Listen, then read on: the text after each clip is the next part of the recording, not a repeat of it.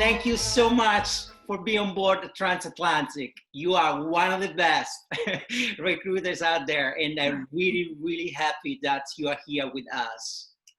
Thank you, Simone. This is an absolute honor, and I have so much like cabin fever. I am dying for a trip. I need to get on a ship and like go across the ocean, so this is perfect. Oh yeah, we all are dying to travel. Well, look, so we believe that each of us is an ocean of erratic thoughts, wild feeling, splendid failures, and I know that failure is a big word that Wieden Kennedy. So what we're gonna do today, we're gonna cross your ocean, and through 7 questions like the 7C, hopefully I can try to expose some of your best secrets, and I can try to show to the European crowd, the people that are not in the United States, how the mind of one of the best recruiters in the United States and the director of talent at Wieden Kennedy work, okay? Okay. So let's go with the first question. Okay. The pillars of Hercules is the ancient name for 2 promontories that sit at the eastern ends of the Strait of Gibraltar. They just sit right there. And they sit right where the Mediterranean Sea meets the Atlantic Ocean. Now, beyond them, there is a world of infinite possibility. As the director of talent at Wieden Kennedy, you, Lauren, you sit at the entrance of a world that has infinity possibility, and you decide who pass and who don't. Now, my question for you is, what's the selection of criteria that you're using? Wow. Thank you. Yeah, it's a huge responsibility that is not lost on me.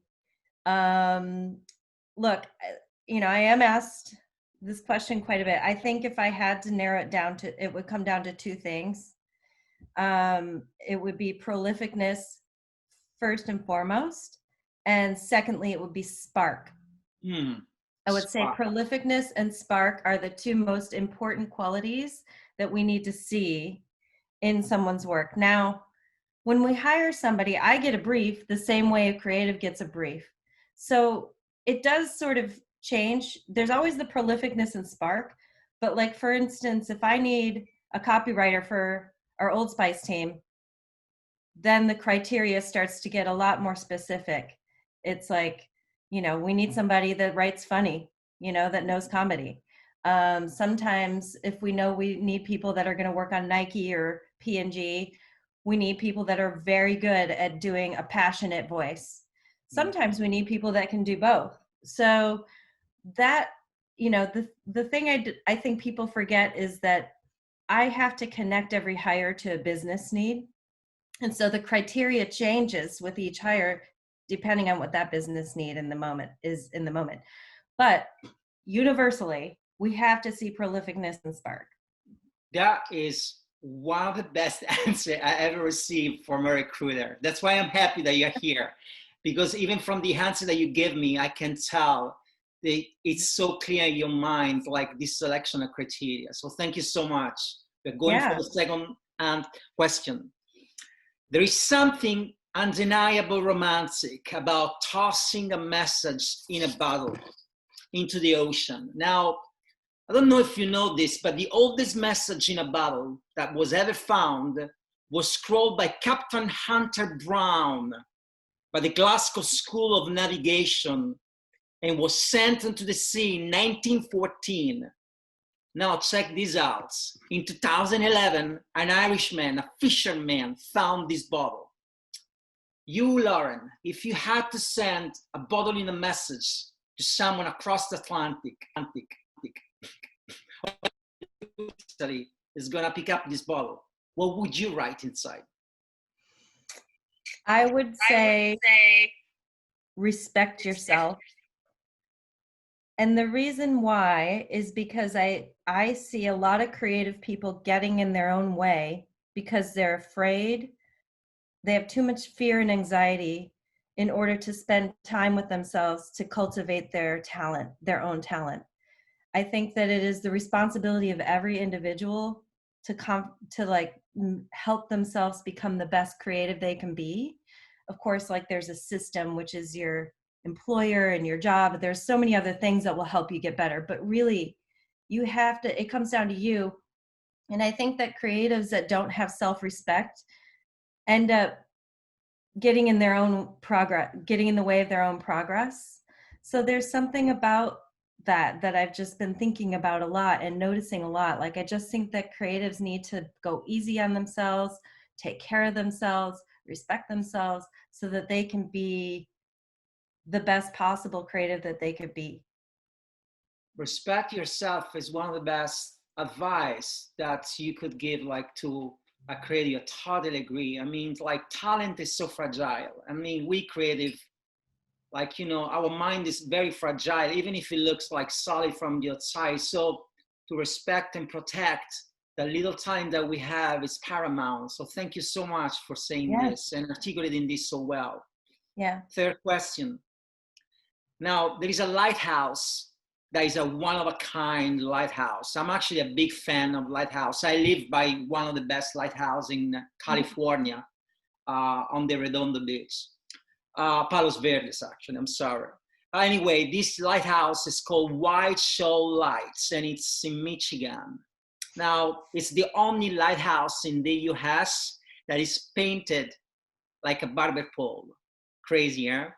But also was considered a marvelous engineer when it was built because the platform stands right on the water. Now,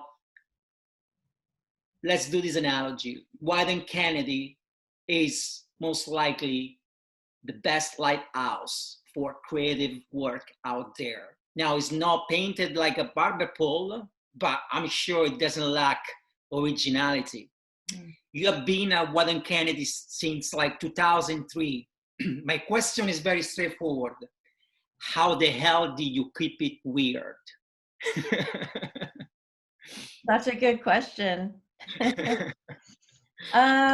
I think it helps to surround yourself with other weirdos, first and foremost. But for me, I am compulsively curious, like genuinely compulsively curious. And I mean, yeah, like earlier this year, I took a stand-up comedy class. Like there have been times where I've delved into learning about coding. Like, I mean, I'm constantly trying to learn my own new skills. And I actually think that that helps me feel like I'm working towards something. And it helps me feel,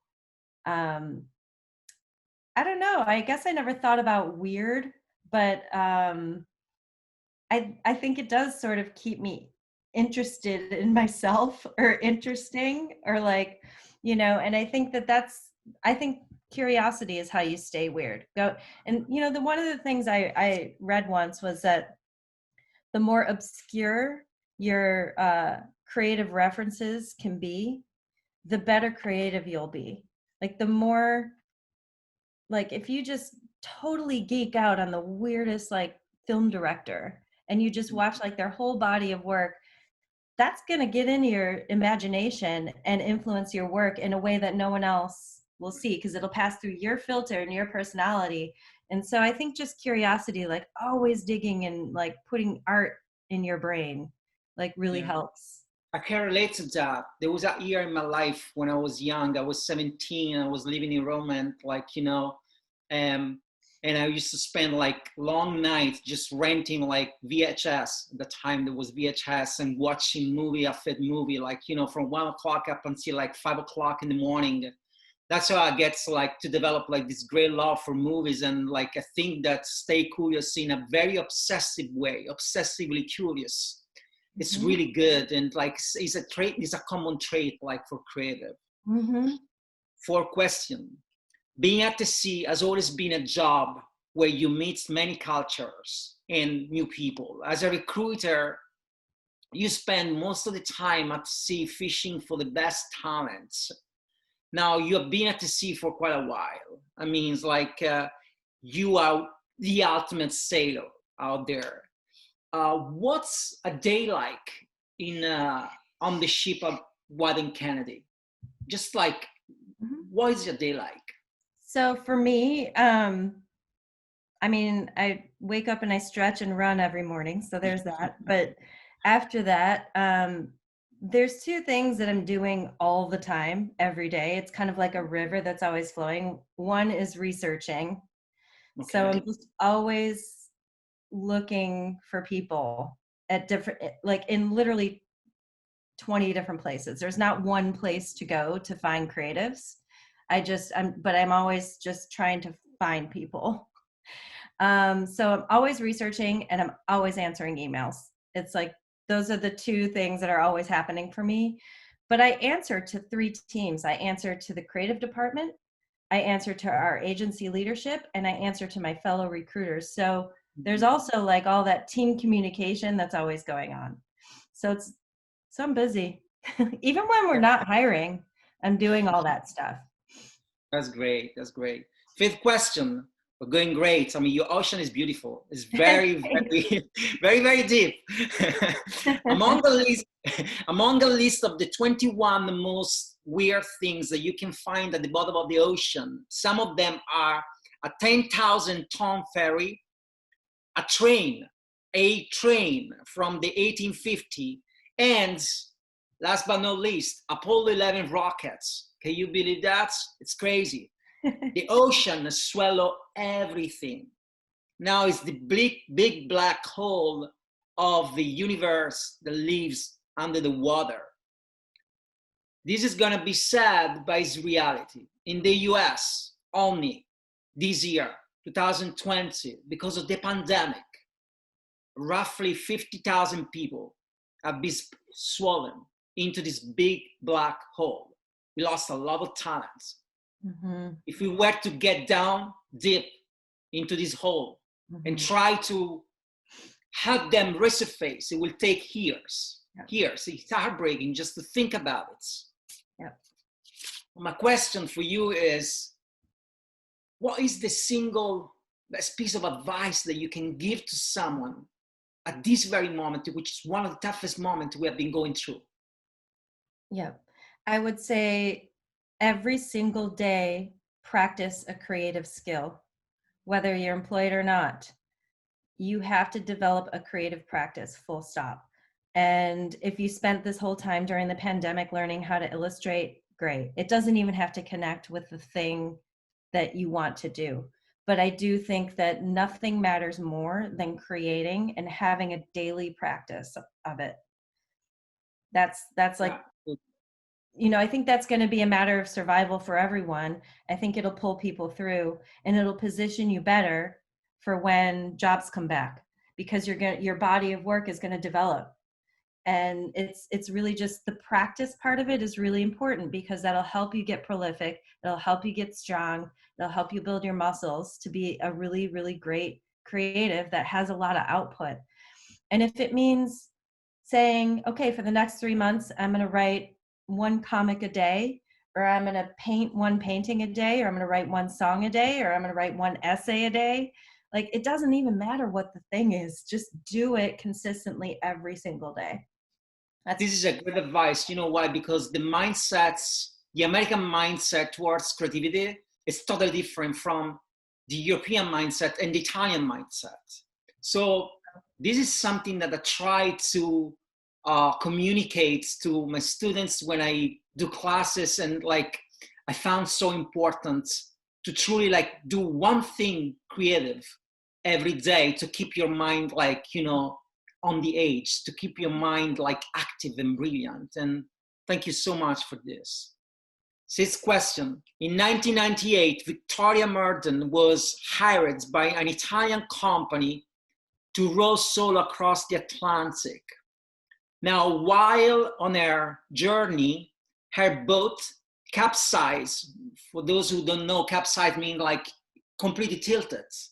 11 times, 11 freaking times. So she was forced to launch an SOS and desist.